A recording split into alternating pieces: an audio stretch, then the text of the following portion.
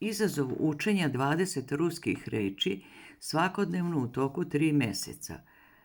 Vestibjuj, lobi. Bakaljeja, namirnice. Varkavać, gugutati. Šelok, alkoholno piće. Kljička, nadimak. Nos, nes. Sminščik, menjač. Luč, zrak. Riječ, govor. Prabežać, protrčati.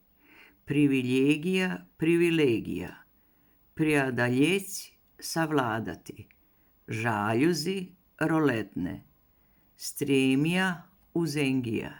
Siznava, opet. Izdaljeka, izdaleka. Čitać, čitati. Pisać, pisati. Guljać, šetati. Peć, pevati.